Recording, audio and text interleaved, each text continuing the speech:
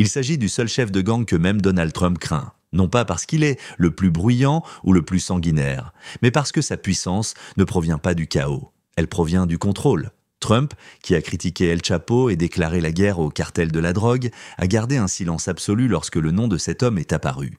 Pas de tweet, pas de déclaration audio, rien du tout. Et dans le monde de Trump, ce silence parle plus fort que n'importe quelle menace. Mais pour comprendre pourquoi il est devenu le chef de gang le plus redouté, nous devons examiner les chefs de gang les plus dangereux encore en activité en 2025. Commençons par le parrain de la boxe qui a transformé un sport européen en une opération de contrebande de plusieurs milliards de dollars. Numéro 10, Daniel Kahane, Irlande, Émirats Arabes Unis. On le présente comme un simple promoteur, un parrain de boxe affable, riche et bien introduit auprès des célébrités. Mais Daniel Kahane n'a pas seulement bâti un empire sportif. Il a construit l'une des organisations criminelles les plus insaisissables d'Europe. Et contrairement à ses rivaux, il ne l'a pas fait dans les ruelles sombres ou les camps militaires perdus en forêt. Il l'a fait depuis les bars chics de Dubaï, avec des contrats de plusieurs millions de dollars habilement camouflés en contrats de combat. Né dans une famille de criminels irlandais, les Kahane, Daniel a hérité de bien plus qu'un nom. Il a hérité de réseaux de trafic d'êtres humains qui s'étendent à travers le Royaume-Uni, l'Espagne et les Émirats Arabes Unis. Lorsque les autorités ont commencé à enquêter, il a blanchi l'argent de la drogue par le biais d'événements de boxe, de comptes d'offshore et de réseaux logistiques de mondiaux. Les cargaisons de cocaïne transitaient par des voies maritimes complexes. Les armes étaient échangées dans un silence diplomatique. Les boxeurs devenaient involontairement des coursiers. Et Kahane souriait en coulisses, posant avec des champions du monde tout en bâtissant un empire ténébreux de plusieurs milliards de dollars. En 2022, le gouvernement américain l'a sanctionné, offrant une récompense de 5 millions de dollars pour toute information menant à son arrestation. Il a gelé ses avoirs. L'Irlande a lancé un mandat d'arrêt, mais Kahane n'a pas bronché. Il reste à Dubaï, intouchable, protégé par des zones grises juridiques, des permis d'exploitation impénétrables et le silence des autorités des pays du Golfe. Certains disent même qu'il conseille des boxeurs prometteurs directement depuis sa villa, qu'il continue de conclure des accords, qu'il continue à prendre des décisions. Parce que Kahane a compris ce que la plupart des chefs de gang ne comprennent pas. Si vous mélangez la criminalité avec la célébrité, le monde hésitera. Et si vous opérez dans un endroit où le droit et l'argent se confondent, vous n'aurez jamais besoin de fuir. Mais tandis que Kahane construisait son empire de la drogue sous le couvert du sport, le personnage suivant a bâti quelque chose de plus obscur, un réseau invisible fonctionnant sur l'espionnage, les armes et la finance internationale. Numéro 09, Sean Mgalovich, Russie, Ukraine, UE. On l'appelle le cerveau éclairé, un gangster titulaire d'un diplôme de physique, de polyglotte et suffisamment intelligent pour faire disparaître des milliards sans tirer un seul coup de feu. Sean Mgalovich n'est pas le chef de gang typique. Il ne dirige pas de laboratoire dans la jungle ou des tunnels frontaliers. Il dirige des labyrinthes financiers si complexes que même les organismes de réglementation internationaux ne peuvent pas les suivre. Né en Ukraine, élevé à l'ombre de l'Union soviétique, Mgalovich a bâti son empire sur le trafic d'œuvres d'art, le commerce d'armes et la fraude bancaire sophistiquée. Au début des années 2000, il était devenu la main invisible derrière des dizaines de sociétés écrans s'étendant de Londres à Budapest, en passant par Tel Aviv et New York. Ses activités touchaient à tout, des pipelines gaziers en Europe de l'Est aux fraudes boursières à Wall Street. Bien que les autorités américaines le qualifient de l'un des hommes les plus dangereux du monde, elles ne sont jamais parvenues à s'approcher de lui. Pourquoi ? Parce qu'il n'a jamais quitté l'échiquier. Mgalovich vit ouvertement à Moscou, soi-disant sous la protection personnelle de l'État russe. Il dîne avec des oligarques, conseille des fonctionnaires et jouit d'une totale liberté tandis que les notices rouges d'Interpol prennent la poussière. Ces entreprises, bien que officiellement dissoutes, continuent de fonctionner subrepticement par le biais de mandats, de fiducies et de transactions hors bilan. Même les banques occidentales ont traité son argent, parfois par inadvertance, parfois sciemment. Et contrairement au cartel de la drogue en Colombie ou au Mexique, Simon n'a pas besoin d'armes pour contrôler un pays. Il lui suffit de dettes, de contrats énergétiques et d'un accès aux liquidités internationales. Son champ de bataille est le bilan comptable. Et dans ce monde, il n'y a pas de frontières, seulement des failles. Mais alors que Mgalovich cachait des milliards derrière un mur de renseignement et la protection du Kremlin, le personnage suivant a bâti son empire au grand jour, grâce aux logiciels, à la surveillance et aux contrats gouvernementaux. Il ne vend pas de drogue, il vend des systèmes de contrôle. Et son cartel ne se cache pas dans des bunkers. Son entreprise opère dans les salles de réunion de la Silicon Valley. Numéro 08, Peter Thiel, États-Unis. Peter Thiel ne vend pas de drogue. Il ne fait pas le trafic d'armes, il ne blanchit pas d'argent par le biais de sociétés écrans aux îles Caïmans. Ce qu'il fait est plus moderne et, pourrait-on dire, plus puissant. Il surveille la population, il vend des services de surveillance et il le fait légalement. Thiel est le cofondateur de Palantir, une entreprise de données de la Silicon Valley qui entretient des liens si profonds avec le réseau de renseignement américain que même les membres du Congrès ont du mal à comprendre son fonctionnement. Son logiciel soutient les descentes de l'ICE, la surveillance des frontières, les programmes d'espionnage intérieur et même la logistique militaire. Avec chaque base de données qu'elle touche, qu'il s'agisse de dossiers DMV, d'antécédents financiers ou de métadonnées sur les réseaux sociaux, Palantir se lie davantage à l'appareil de contrôle de l'État. Bien sûr, tout cela se fait sous le couvert de la sécurité. Mais les critiques soutiennent que le véritable produit de Palantir est la capacité de contrôler le comportement, de cartographier les modèles, les mouvements et les connexions humaines avec une précision stupéfiante. Les forces de l'ordre l'appellent un outil. Les experts en matière de vie privée l'appellent une arme. Alors que Thiel affirme qu'il combat le terrorisme, beaucoup voient son empire comme une organisation numérique profitant de la peur et se cachant derrière des contrats fédéraux. Pendant ce temps, Thiel reste intouchable. Il finance des candidats politiques de différents partis. Il soutient des politiques anti-immigration tout en investissant dans les technologies qui permettent de les mettre en œuvre. Il soutient les projets de colonies offshore et les programmes de vente de passeports, lui offrant une échappatoire dont la plupart des gens ne peuvent que rêver. Et tout au long de ce processus, il se déplace silencieusement, ne parlant que lorsqu'il est avantageux et disparaissant lorsqu'il ne l'est pas. Son pouvoir ne vient pas des balles, il vient des algorithmes. Et dans le monde d'aujourd'hui, cela peut être encore plus dangereux. Mais alors que l'empire de Thiel fonctionne sur les données et l'influence, le cartel suivant traite quelque chose de beaucoup plus primitif, la chair humaine. Car l'homme suivant dirige le réseau de trafic d'êtres humains le plus hermétique au monde.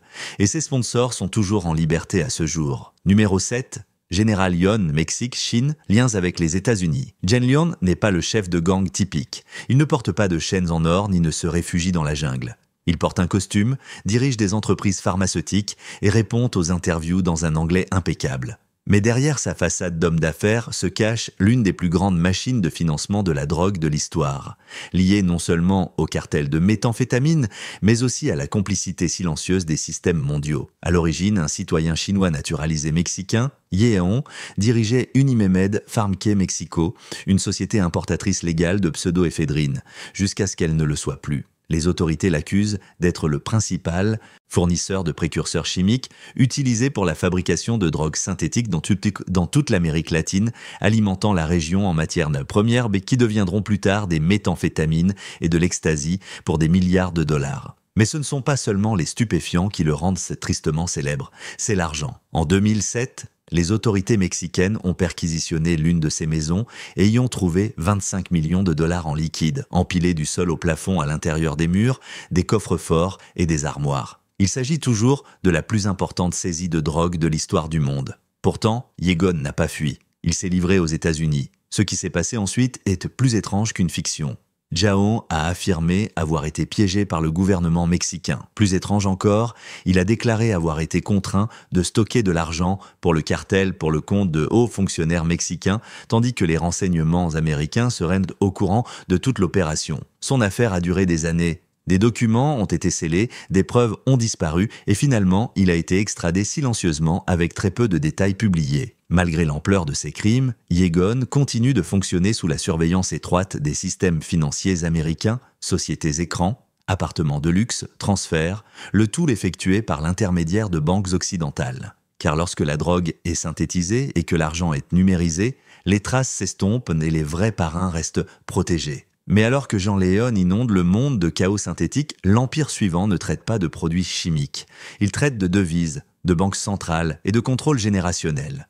Numéro 06, groupe financier, Rothschild, Royaume-Uni, France, États-Unis. Pas d'armes, pas de routes de contrebande, pas de chasse à l'homme à la télévision. Pourtant, pendant plus de 2 siècles, la dynastie bancaire Rothschild a exercé une influence mondiale que la plupart des conglomérats financiers ne peuvent tout qu'envier. Son empire ne fonctionne pas dans l'ombre. Il crée l'ombre. Ce qui rend la famille Rothschild unique, ce n'est pas seulement l'énorme fortune transmise de génération en génération, c'est la façon dont elle est soigneusement dissimulée. À travers l'Europe, l'Amérique du Nord et le Moyen-Orient, le réseau financier de cette famille s'étend aux conglomérats énergétiques, aux entrepreneurs de la défense, aux systèmes de change et même aux banques centrales chargées de les réglementer. Le tout par le biais de fiducies, de sociétés écrans et de sociétés de capital investissement. Ils détiennent des participations dans des organisations qui façonnent les politiques relatives à l'inflation, à la dette publique et au taux d'intérêt, sans jamais apparaître dans les rapports annuels ou les gros titres. Leur richesse est dispersée, légalement protégée et protégée par une politique étrangère aristocratique vieille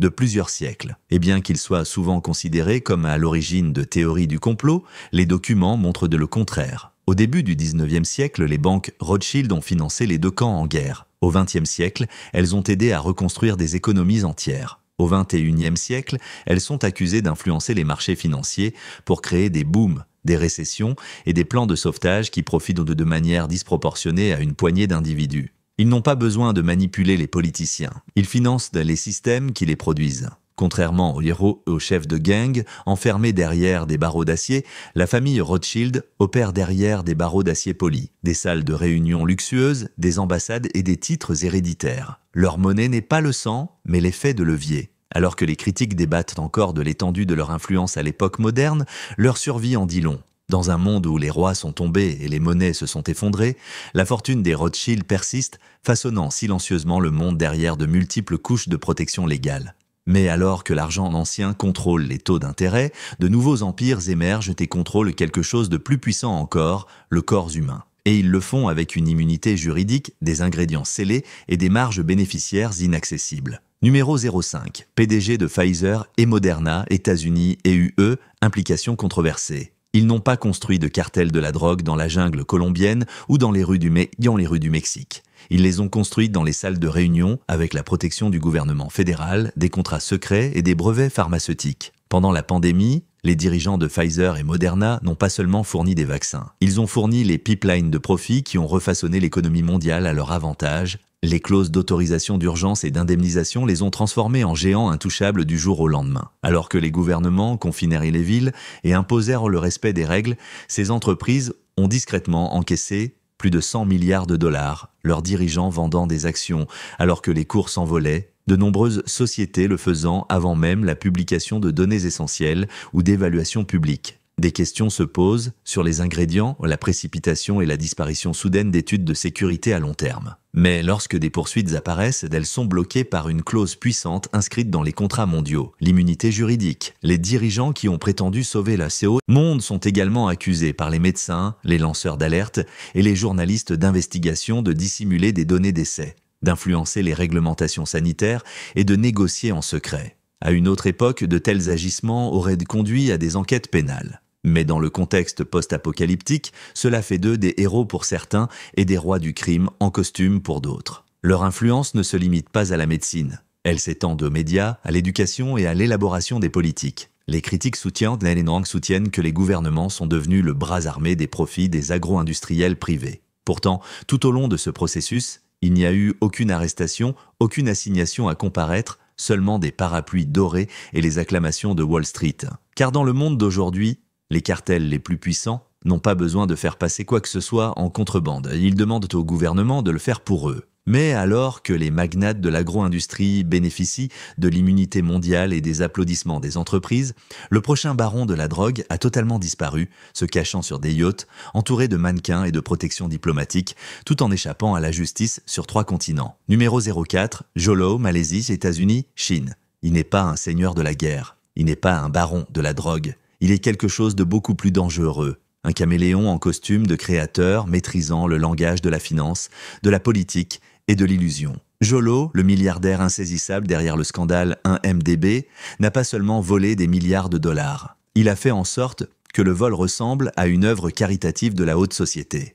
Grâce à un réseau complexe de sociétés écrans, de faux documents gouvernementaux et de partenariats stratégiques avec des banques occidentales, notamment Goldman Sachs, Lo a transféré plus de 4,5 milliards de dollars de fonds publics malaisiens vers des comptes personnels et des propriétés de luxe, des villas de luxe financées par de l'argent volé à New York et à Londres, des fêtes millionnaires avec Leonardo DiCaprio et Miranda Kerr, et même la production du film Le Loup de Wall Street, une confession cinématographique cachée à pleine vue. Mais ce qui rend Jolo si effrayant, ce n'est pas seulement le vol, c'est l'évasion.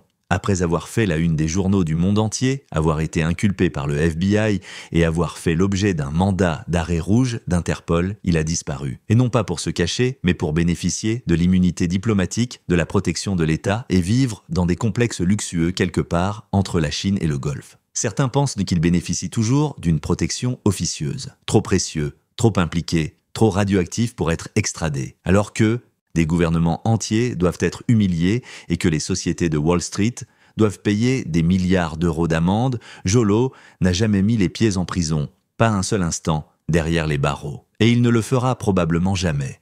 Car à l'ère du capitalisme des cartels, vous n'avez pas besoin d'armes pour être dangereux. Il vous suffit d'un effet de levier, d'un accès et du passeport étranger approprié. Mais alors que Jolo disparaît dans un exil luxueux, l'empire suivant ne disparaît pas. Il change simplement de nom, remplaçant la violence de rue par l'urbanisme et s'élevant silencieusement des cendres d'un patriarche déchu pour reprendre le contrôle du monde souterrain d'une nation entière. Numéro 03, famille criminelle, Rizzuto, Canada. La plupart des cartels s'effondrent lorsque leur chef meurt, mais les Rizzuto n'ont pas disparu, ils ont évolué. Après la mort de Vito Rizzuto, le chef mafieux le plus redouté du Canada, beaucoup pensaient que cet empire s'effondrerait. Au lieu de cela, il s'est transformé, passant d'une dynastie criminelle d'origine sicilienne à une nouvelle forme de pouvoir souterrain qui s'étendrait des couloirs de béton de Montréal aux bureaux d'entreprise de Toronto. Aujourd'hui, le nom Rizzuto apparaît rarement dans les rapports de police, mais leur influence persisterait dans l'immobilier, les syndicats, la construction et même l'urbanisme. Les enquêteurs et les journalistes ont discrètement pointé du doigt des transactions foncières suspectes, des enquêtes sur la corruption bloquée et des réseaux de lobbying puissants, tous liés directement ou indirectement à la lignée criminelle qui a autrefois dirigé le monde souterrain du Canada comme une entreprise privée. Contrairement aux bains de sang du passé, les opérations des Rizzuto modernes ne consistent pas à se battre pour le territoire. Il s'agit d'influence. Leur contrôle sur les syndicats leur confère un avantage considérable.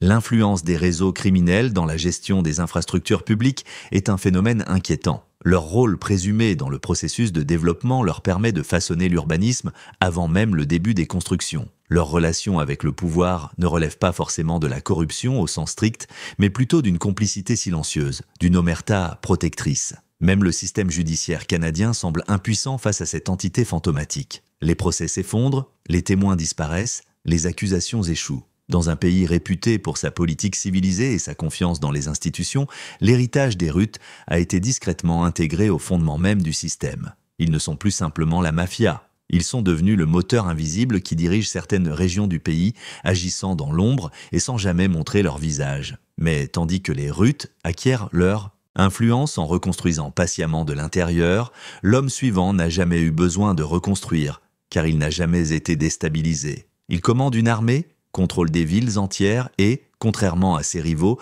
n'a jamais passé un seul jour en prison. Numéro 02. Dossi Yahom Ismael El Elmo Zambada au Mexique et aux États-Unis. Plus âgé qu'El Chapo, plus intelligent, plus discret et bien plus insaisissable, il incarne une énigme persistante. Dans un monde où les barons de la drogue s'effondrent comme des dominos, Ismael El Mayo Zambada est resté à ce jour à l'abri des barreaux. Pendant des décennies, Mayo Zambada est accusé d'avoir dirigé le cartel de Sinaloa, non pas en tant que chef fantoche, mais en tant qu'architecte de son organisation. Il a mis en place les réseaux logistiques avant même que la plupart des trafiquants ne comprennent le sens du terme. Il a tracé des routes, blanchi des milliards de dollars et orchestré les mouvements d'armée à travers le Mexique, l'Amérique centrale et jusqu'au cœur des États-Unis. Le tout dans la plus grande discrétion. Alors qu'El Chapo jouissait d'une certaine notoriété, Mayo Zambada, lui, cultivait le silence. Pas d'interview, aucune apparition publique, juste des rumeurs persistantes et la trace sanglante de ses victimes. Et c'est précisément pour cette raison qu'il reste en liberté en 2025. Selon de nombreux rapports d'enquête et informations confidentielles, les agents américains le traquent depuis des années. La marine mexicaine a mené des descentes dans des dizaines de ses propriétés. Mais à chaque fois qu'il s'approche, il disparaît comme une fumée. Certains croient qu'il bénéficie d'une protection officieuse. D'autres affirment qu'il paie simplement mieux ses ennemis. Quoi qu'il en soit, sa survie n'est pas due à la chance, mais à une stratégie parfaitement étudiée. Zambada n'a pas seulement survécu à ses rivaux, il a surpassé les gouvernements. Mais malgré son talent, son influence et ses techniques criminelles raffinées, il existe une frontière que Mayo Zambada n'a jamais franchie, la prise du pouvoir politique. Son empire, aussi vaste soit-il, reste un empire criminel. Il se développe dans l'ombre, toujours en mouvement, toujours en fuite. Mais l'homme suivant n'a pas fui. Il est revenu. Il est sorti de prison malgré un mandat d'extradition, se moquant de la DEA et récupérant son empire avec un sourire aux lèvres. Et pour la première fois, même les agents américains expérimentés et un président qui dénonçait les cartels de la drogue ont gardé un silence étrange face à cet homme, car ce dernier n'était pas un simple chef de cartel. Il était le seul chef de cartel à faire peur à Donald Trump. Numéro 01, Rafael Caro Quintero. Il n'est pas une tendance sur les réseaux sociaux. Il ne sort pas de clips vidéo sur la drogue. Il ne dirige pas d'opérations tape à l'œil avec des influenceurs, TikTok posant à côté de Kalachnikov plaqué or. Mais ne vous y trompez pas, Rafael Caro Quintero est un nom qui provoque encore un malaise silencieux dans les salles de négociation de Washington DC à Mexico. Et ce silence ne provient pas du respect, mais de la peur. Né sur les chemins de terre de Sinaloa, Caro Quintero a contribué à la fondation du cartel de Guadalajara à la fin des années 1970, une organisation criminelle qui non seulement trafiquait de la drogue, mais s'ingérait également dans les affaires de l'État. Au milieu des années 1980, il ne se contentait pas de faire passer des tonnes de cannabis et de cocaïne aux États-Unis. Il influençait les décisions du cabinet mexicain, blanchissait de l'argent par le biais de biens immobiliers aux États-Unis et soudoyait les forces de police locales aussi facilement qu'on laisse un pourboire à un serveur. Mais un événement allait tout changer. En 1985, l'agent de la DEA, Enrique Kiki Camarena, a été enlevé, torturé et assassiné. Les services de renseignement américains ont directement accusé Caro Quintero d'avoir ordonné son meurtre. Du jour au lendemain, il est devenu l'homme le plus recherché de l'hémisphère. Arrêté à la fin de la même année au Costa Rica, Caro Quintero a été extradé vers le Mexique et condamné à 40 ans de prison. Le gouvernement américain pensait que l'affaire était close. Pas du tout. En 2013, après avoir purgé 28 ans de sa peine, un tribunal mexicain a discrètement statué que Caro Quintero avait été jugé de manière irrégulière et a ordonné sa libération. Le timing n'était pas seulement suspect. Il était chirurgical, il a retrouvé la liberté sans en informer les États-Unis, provoquant un tollé diplomatique. Mais lorsque le bruit est arrivé à Washington, Caro Quintero avait disparu. Non pas dans la jungle, ni en exil, mais derrière un rideau de protection tissé à partir de décennies de faveurs politiques, de loyauté des cartels et d'opacité internationale. Le Mexique a déclaré le recherché. La DEA a émis un nouveau mandat d'arrêt.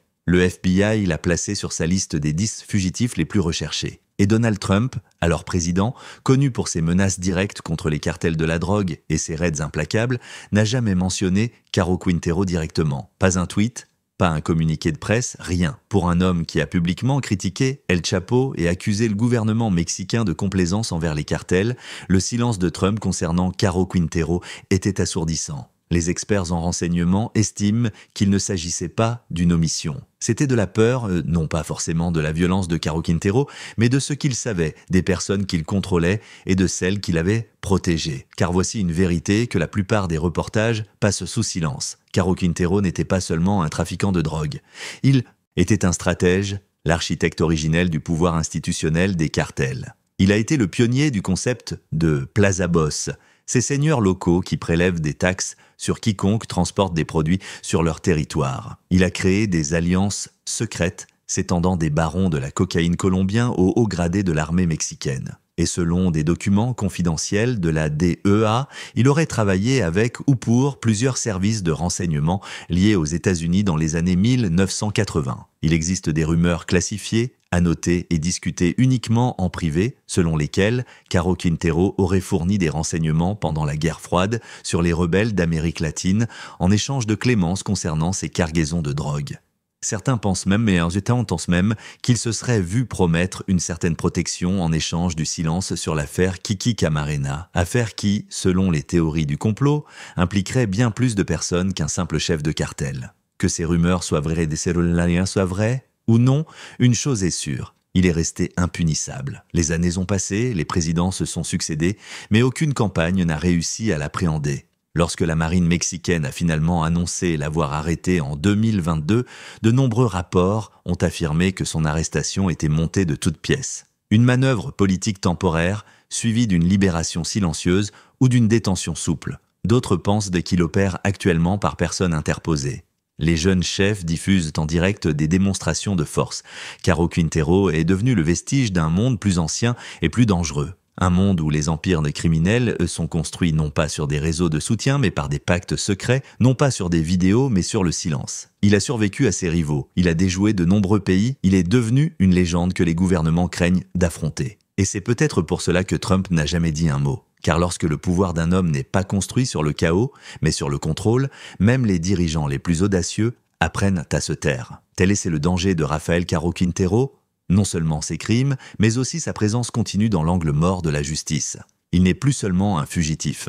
Il est devenu le symbole d'un pouvoir ancré dans les profondeurs du système, insensible aux lois, aux frontières et au temps. Les présidents sont venus et repartis. Les cartels se sont disloqués, fusionnés et sont passés au numérique. Mais lui, il observe, il attend, impassible. Lorsque la peur réduit au silence les voix les plus puissantes, la question n'est pas de savoir si Caro Quintero pourra un jour refaire surface. La question est de savoir s'il est vraiment parti. Et c'est peut-être ce que même Donald Trump a compris. Certains ennemis ne doivent pas être nommés. Merci d'avoir regardé la vidéo. Si vous trouvez cette vidéo intéressante, veuillez laisser un commentaire dans la section commentaires, aimer, partager et vous abonner à la chaîne pour regarder des vidéos plus intéressantes.